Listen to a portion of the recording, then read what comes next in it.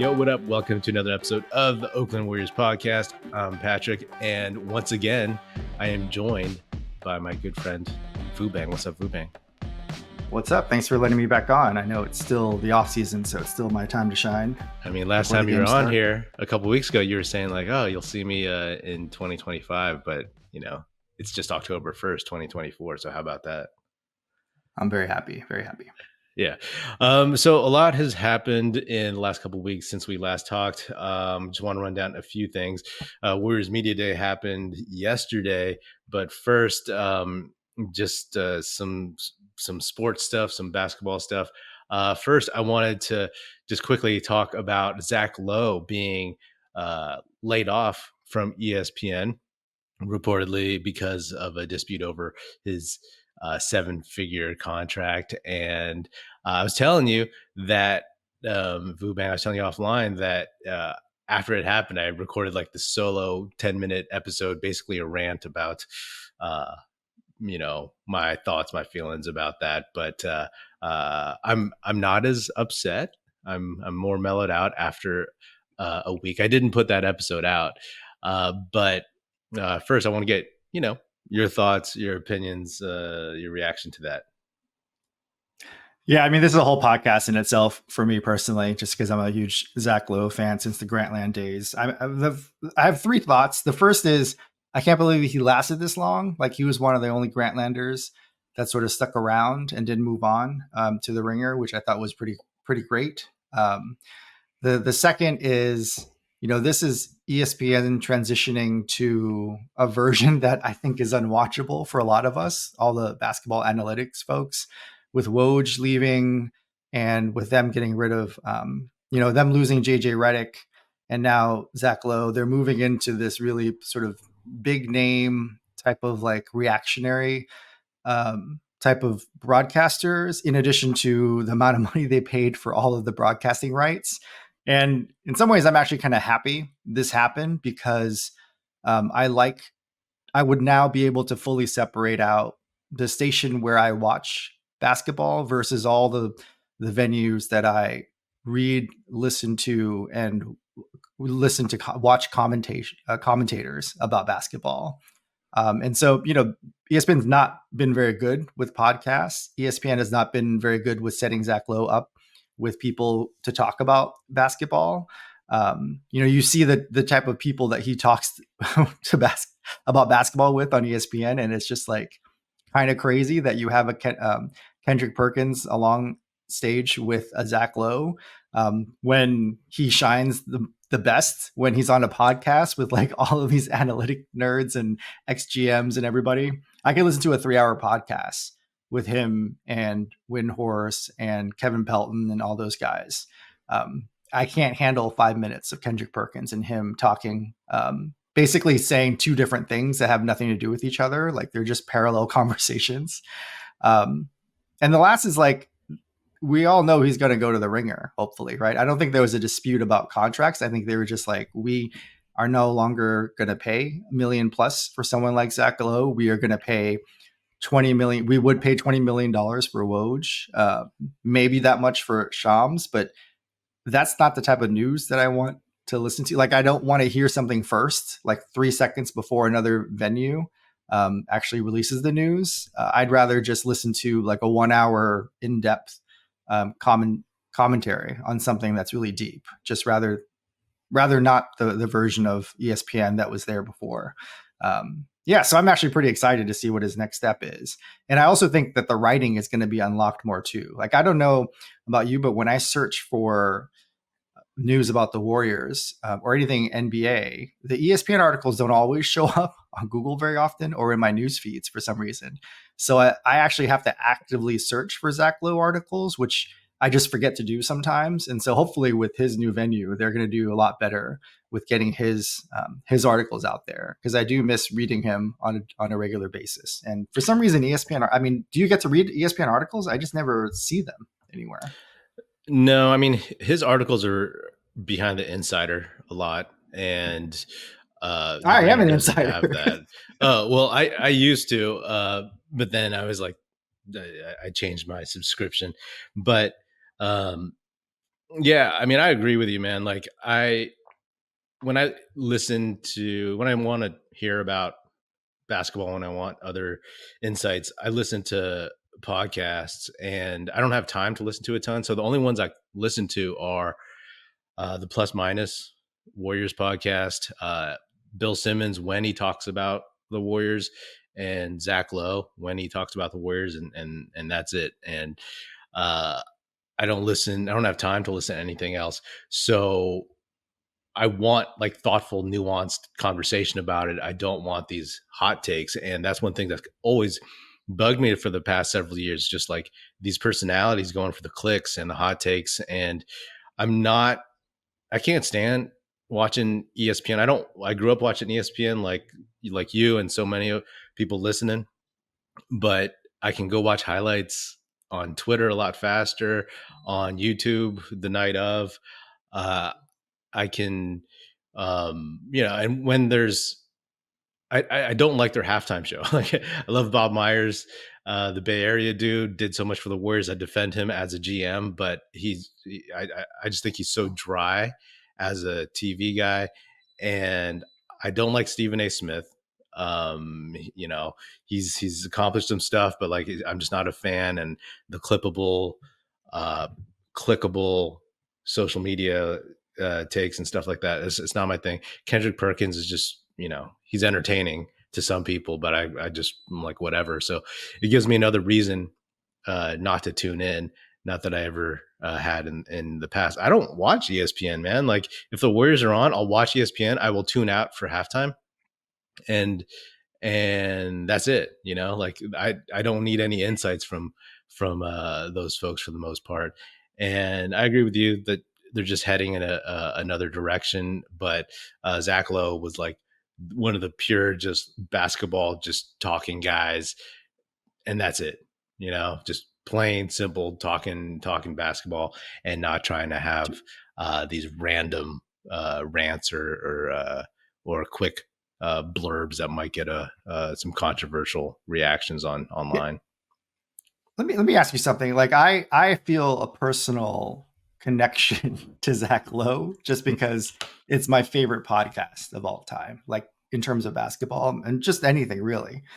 And so um I am very actually surprised of the reaction from the media, from people we know, just from casual basketball fans about him getting laid off. Like I always thought Zach Lowe was my special podcast. I didn't really know that it was like everybody's. Like Zach Lowe was the voice for a whole generation of basketball watchers, like probably the nerds more so than anything. But I just am completely surprised about sort of all of this reaction across the board. Are you surprised at all, or did you know he was I this of a I big deal? I knew he was that big of a deal, but I didn't know that many people appreciated him. I went on the Athletic to read some articles, and they had like a week ago, it had like 450, 480 or something, like over 400 comments.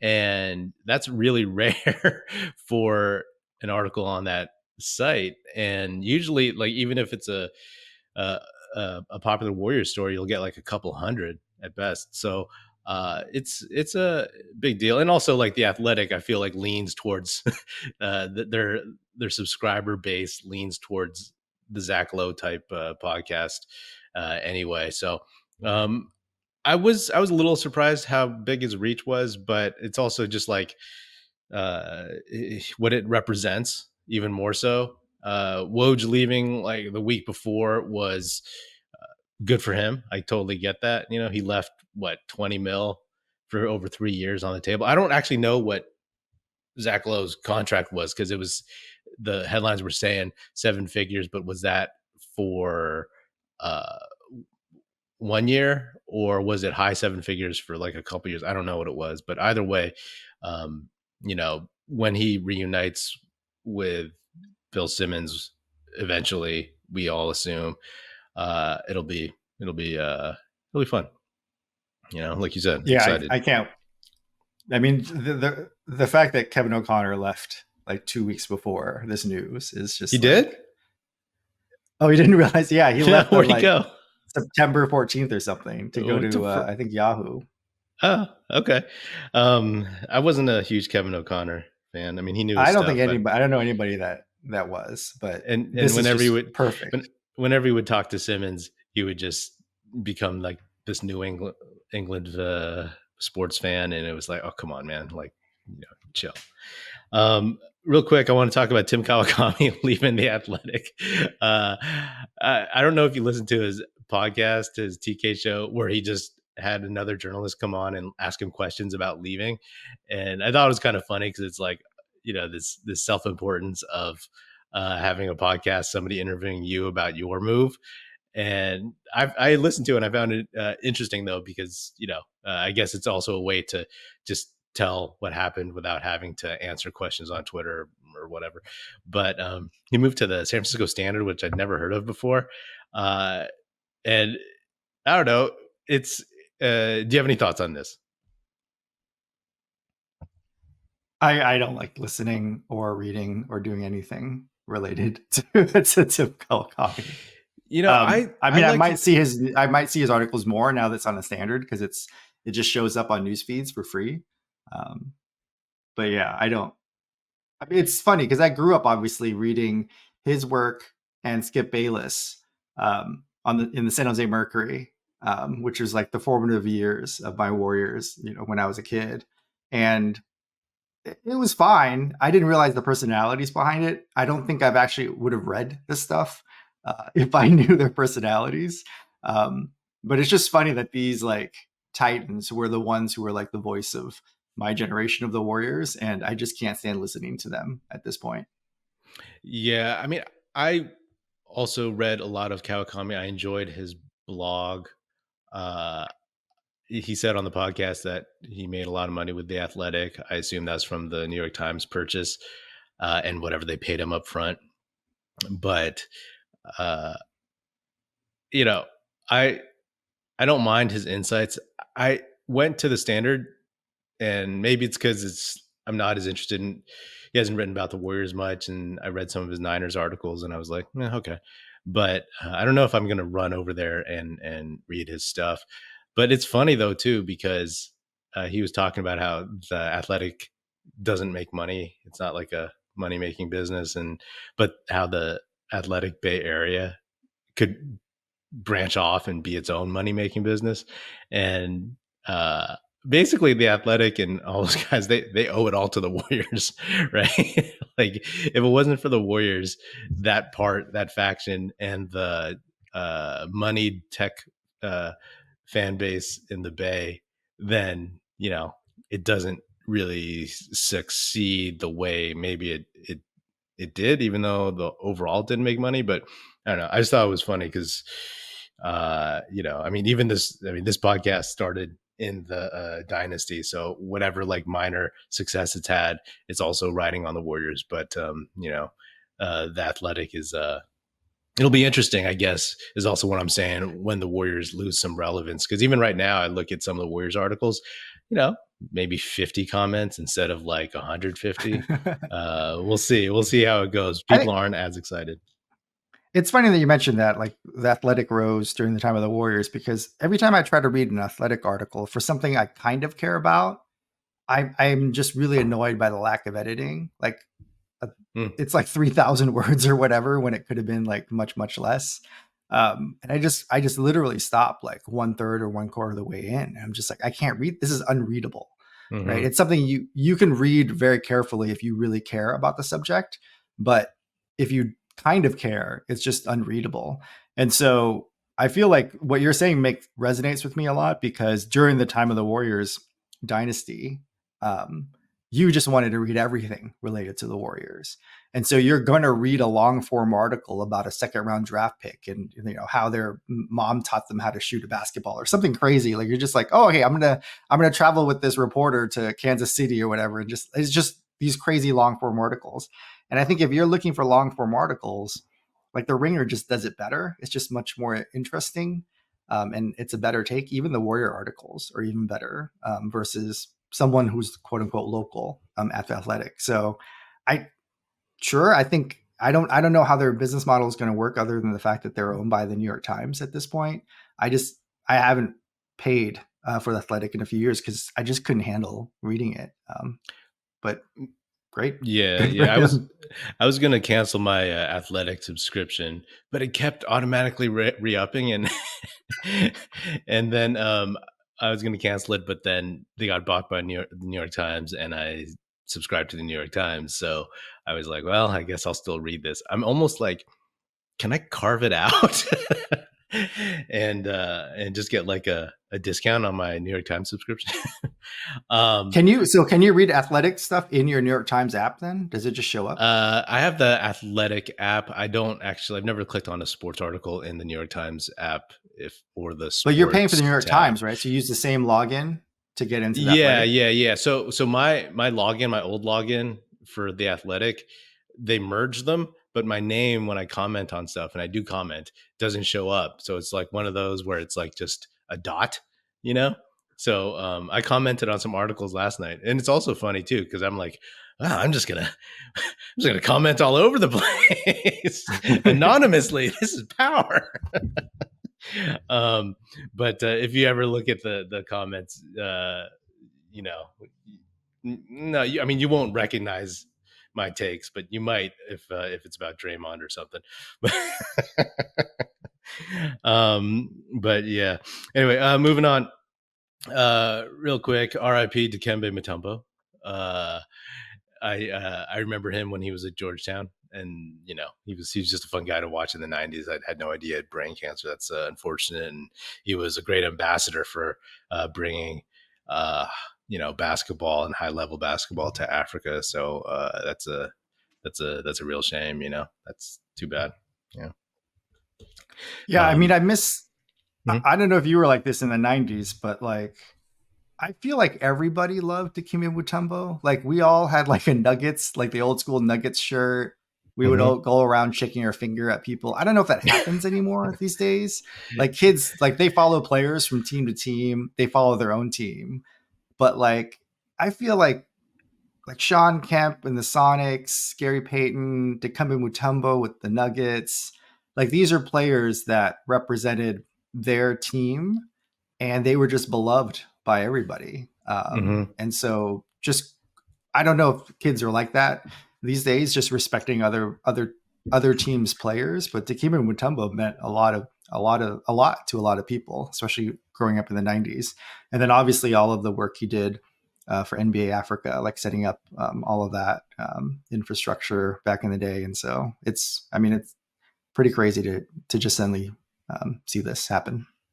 Yeah, yeah. The images of Dikembe from the NBA are, to me, are like the when the Nuggets, as in I believe eighth seed, did they upset? I forgot who it was, but he was like on the ground when they won the playoff series, like with the ball in his hand, like just like yelling, and then obviously the finger wags, and then Jordan dunking on him, and then finger wagging back at Dikembe. That's those are good Dikembe memories. Quick, moving on. I know you're short on time here. I'm going to jump ahead a little bit to the Warriors because it is a Warriors podcast. So media day happened. You know, it's photographs, it's pressers, it's nothing too crazy. But did you have any overall impressions?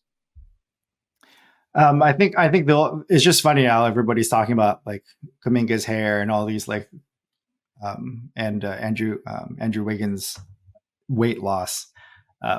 But I mean, we're still dealing with the Draymond Green stuff. Like, I don't know if you heard about his interaction with a reporter and just No. sort of yeah, so the reporter was like, everybody's worried about you. And he's like, why? Why are you worried? I'm rich. Like, I'm successful. Like, I can't, like, he's like, no, no, no, we're actually worried about you. Like, are you going to be okay this season? He's like, if you asked me when I was 13, like, basically, he was just deflecting. He's like, if you asked me if when I was 13 years old, growing up in Saginaw, Michigan, that I'd be here today, I would say that's a win, right? He's like, no, no, we're worried that you're actually going to play because they're worried about the team. He's like, what do people have a stake? Why do they have a stake in this? Like they should look at their own. Like he was just like deflecting.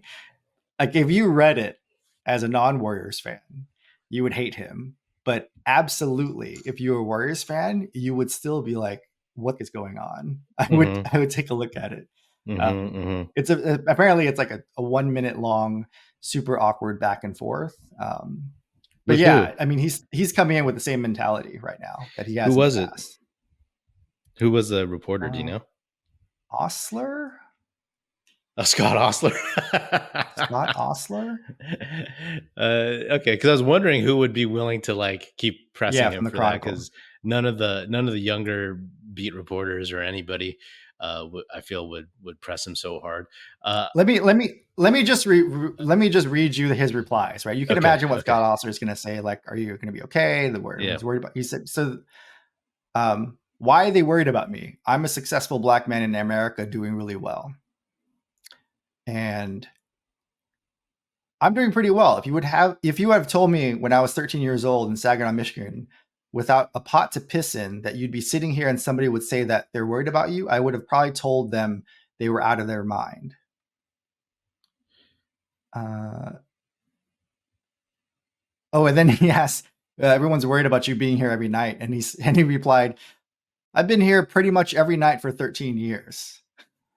Wow, Is he counting like, the time that he watched the finals game in the Oakland yeah. Coliseum across I mean, across for the uh, finals with Marshawn Lynch? Does that count as right. being there every night? Yeah, I mean, obviously the stuff that he's replying with, like, yeah, I get that. That's valid. We know all that jazz. But it that's what bugs me about him. And every year, last couple off seasons, I'm like, all right, Draymond, like, I forgive and forget, let's go. And you can't, you know what I mean? Because the narcissism is so strong. Again, love Draymond will pull on the court and will pull for him between the lines. But he's he still doesn't really take responsibility. He'll do it for show. He'll do it for dramatics. He'll say that he'll retire or whatever. But and then Adam Silver talked him out of it and off the ledge and all that jazz. And but even with regarding Nurkic, he blames Nurkic for his suspension for Nurkic flopping, when his action before his that his whole swing and punch was technically a flop as well, right? Nurkic touched him on the ribs or on the waist, and Draymond flailed, which is a flop, and then he hit Nurkic, and he fell, right? He exaggerated a little bit, but yeah, I mean that's not a good tone setter for me, because again, like, I try not to kind of go back in the past, but it affects the present, and this is a new thing too. Him saying this, so uh, it's unfortunate. It's unfortunate that he just can't be frank about it, and take responsibility. But the reason is he doesn't, and uh, like there was, I, yeah, I don't know. I don't want to get too deep in that, but what you got? I want to mention. I skip one part that he mentioned, which I think I want to reiterate here, just Yeah, because it connects back to some of the stuff that John Fisher has been saying with the A's moving. yeah, So Osler's like, they're they're just not worried about you. They're also worried about themselves. They want to know. They know the team needs you. And then apparently Draymond interrupted and said, they don't feed their families with this. So why are they worried?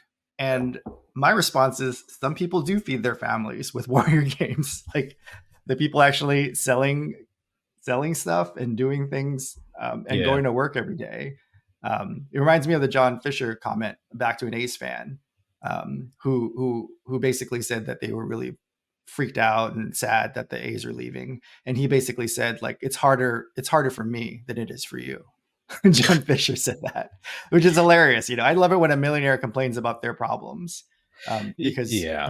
he has to worry about putting food on the table. John Fisher has to worry about all sorts of things, like how is he going to get a new barber in Las Vegas, or what's he going to do for 3 years in Sacramento, with a commute from his Golden Palace to up 80 to Sacramento. I feel really sad for millionaires, really.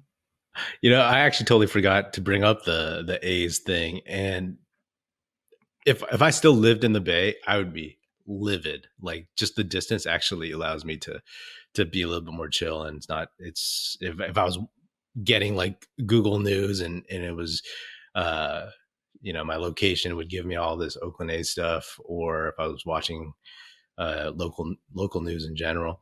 Uh, I I I'm so glad that they didn't let them stay in Oakland for the next 2 or 3 years, and I hope, yeah, I mean, I hope like a lot of people that apparently it's like a small like glimmer of like false hope perhaps, but that they just fail in Vegas, that they fail, they don't get the stadium, that and there's a forced sale. But I don't know the details of who, what, where, but yeah, it's a joke, man. It's a total joke, and I to my help my that take will guy. probably piss off a lot of Warrior fans.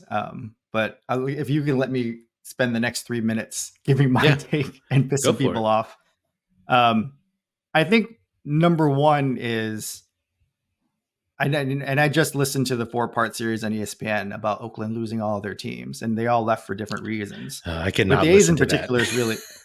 The I A's in could not. particular really interest me. Me as a Giants fan and somebody who went to the same high school as Steven Schott, from in the South Bay.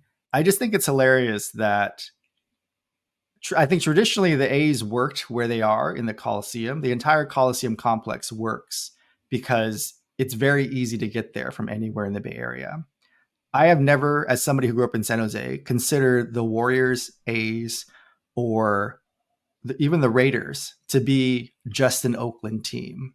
I think it's kind of offensive to the other 108 cities, maybe 107 if you don't count San Francisco, that there was this whole mentality that these were Oakland teams.